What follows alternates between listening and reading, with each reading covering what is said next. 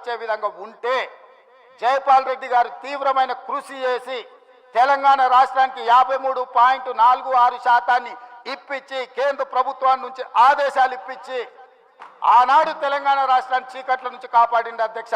ఇక్కడ కూర్చున్నోళ్ళు పొంకనాలు కొడుతున్నోళ్ళు ఎవడేం చేయలే. అదేవిధంగా ఆనాడు నేను తెలుగుదేశంలో ఉన్న ఎమ్మెల్యేగా ఇదే సభలో ఇక్కడనే చంద్రశేఖరరావు గారు ముఖ్యమంత్రిగా ఉంటే అక్కడ ప్రతిపక్ష నాయకుడిగా విద్యుత్ మీద చర్చ జరిగింది. ఆనాడు సమాధానం చెప్పలేక తెలంగాణకు చీకటి రోజులని పేపర్లు కింద కొట్టి ఆనాడు స్పీకర్ గారికి ఇక్కడి నుంచి హుకుం జారీ చేసి మార్షల్స్ను పెట్టి నా నీడ్చి బయటపడేపించింది అధ్యక్ష. రికార్డులు తీయండి. 2014-15 సందర్భంగా ఏ విధంగా ప్రజల్ని మభ్యపెడుతుండు, ఏ రకంగా కాంగ్రెస్ పార్టీ ఆ రోజు నేను తెలుగుదేశంలో ఉన్నా నేను స్పష్టంగా చెప్పిన ఆ రోజు రికార్డులు తీయండి అధ్యక్ష. మీరు సభను వాయిదా వేయండి, అవసరమైతే రికార్డులు తీద్దాం. నేను ఆ రోజు చెప్పిన సోనియా గాంధీ గారి దయ వల్ల జైపాల్ రెడ్డి గారి కృషి వల్ల తెలంగాణ రాష్ట్రానికి విద్యుత్ సంక్షోభం నుంచి గట్టెక్కింది.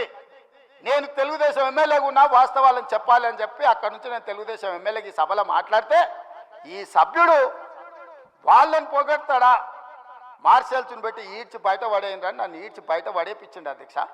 ఈరోజు మీ ద్వారా తెలంగాణ సమాజానికి ఈరోజు నేను చెప్పదలుచుకున్న అధ్యక్ష, ఆ రకంగా తెలంగాణ రాష్ట్రాన్ని విద్యుత్ సంక్షోభం నుంచి ఆనాడు జైపాల్ రెడ్డి గారు, సోనియా గాంధీ గారు, మన్మోహన్ సింగ్ గారు కాపాడినరు.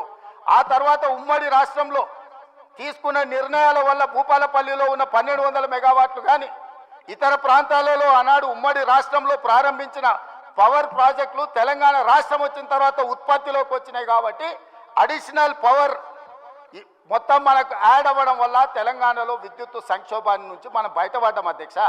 ఇవాళ నేను సూటిగా సవాలు విసురుతున్నా. ఆనాడు 7000 చిల్లర మెగావాట్లు ఉంటే మేము 19,000 చిల్లరకి తీసుకెళ్ళినామని. ఎవరు అధ్యక్ష? వీళ్ళ తాతలు ఏమన్నా ఉత్పత్తి చేసిరా, వీళ్ళేమన్నా చేసిరా? సోలార్ పవర్ ప్రాజెక్టులో 5,600 మెగావాట్లు ఈరోజు చెప్పుకుంటారు కదా. ప్రైవేటు పెట్టుబడులు ప్రైవేట్ వాళ్ళు తీసుకొచ్చి పెట్టింది అధ్యక్ష. రాష్ట్ర ప్రభుత్వానికి అనాపైసా సంబంధం లేదు. 10 సంవత్సరాలు వీళ్ళ ఏలుబడిలో సోలార్ పవర్ ఓన్లీ 1 మెగావాట్ అధ్యక్ష. సిగ్గు లేకుండా ఇంకా కూడా మేము విద్యుత్తును ఉత్పత్తి చేసామని అబద్ధాలు చెప్పి సభను తప్పుదోవ పట్టించే ప్రయత్నం చేస్తున్నారు అధ్యక్ష. అదేవిధంగా అధ్యక్ష, ఇవాళ బిహెచ్ఎల్కు మేము నామినేషన్ పేజ్ మీద ఇచ్చినాం. గవర్నమెంట్ టు గవర్నమెంట్ ఇస్తే కమిషన్లు వస్తాయా? ఇది పద్ధతేనా? మీరు ఎక్కడ గండి కొట్టిరు, ఎక్కడ బొక్కిండ్రు, ఎక్కడ మెక్కిండ్రు మాకు తెలియదు అనుకుంటున్నారు అధ్యక్ష. మేమేం చదువుకోకుండానే ఇక్కడికి వచ్చినాం అనుకుంటురా అధ్యక్ష? బిహెచ్ఎల్కు ఉన్న కెపాసిటీ, ఎలక్ట్రో మెకానికల్ ఎక్విప్మెంట్ ఉత్పత్తి చేసే సామర్థ్యమే ఉంది. బిహెచ్ఎల్కు civil balance of plant work అంటారు. అంటే సంస్థ ఒక విద్యుత్ ఉత్పత్తి చేయాలంటే బ్రాయిలర్స్ మెకానికల్ ఎక్విప్మెంటే కాదు అధ్యక్ష, సివిల్ వర్కులు ఉంటాయి. సివిల్ వర్క్లు అంటే ప్లాంట్ ప్రిపేర్ చేయడం కానీ, తెచ్చిన మిషన్లు ఫిట్ చేయడం కానీ, దాని కాంపౌండ్ కానీ, దాని రూఫ్ కానీ, సరే అక్కడ ఉండే ఎంప్లాయీస్ క్వార్టర్స్ కానీ, ఇవన్నీ. సో ఎప్పుడు కూడా ఈ దేశంలో ఉమ్మడి రాష్ట్రంలో ఏదైనా పవర్ ప్రాజెక్టు నిర్మాణానికి ఎలక్ట్రో మెకానికల్ ఎక్విప్మెంట్ సంబంధించిన ఉత్పత్తి కానీ లేకపోతే సరఫరా కానీ బిహెచ్ఎల్కి ఇస్తారు, లేకపోతే బిహెచ్ఎల్ లాంటి సంస్థలకు ఇస్తారు.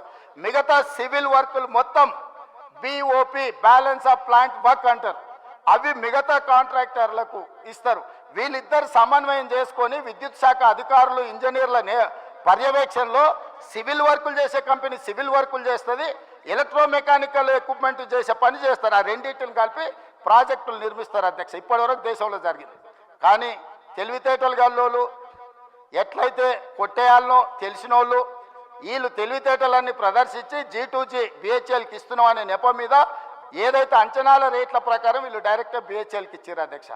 బిహెచ్ఎల్కు 4,000 మెగావాట్లు దాదాపు 29,000 చిల్లర కోట్లు. నేను సబ్జెక్టు కరెక్షన్ నేను రికార్డు మళ్ళీ తీసుకొని చెప్తా అధ్యక్ష. ఆనాడు ఒప్పందం చేశారు. బిహెచ్ఎల్ నుంచి వీళ్ళ బినామీలు, వీళ్ళ బంధువులు, వీళ్ళకి కావాల్సిన వాళ్ళు సివిల్ వర్కులు మొత్తం మళ్ళీ బిహెచ్ఎల్ నుంచి వాళ్ళ కాంట్రాక్ట్ ఇచ్చారు అధ్యక్ష. ఈరోజు విచారణకి ఇస్తే ఎందుకు గుండెలు బాదుకుంటారు అధ్యక్ష?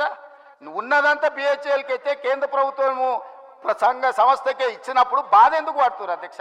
కోర్టుకి ఎందుకు పోయినరు? విచారణ జరగొద్దని ఎందుకు అంటున్నారు? ఎందుకు పొడవ పేపర్లు పెడుతున్నారు? ఈరోజు బిహెచ్ఎల్ నుంచి సివిల్ వర్కులు మొత్తము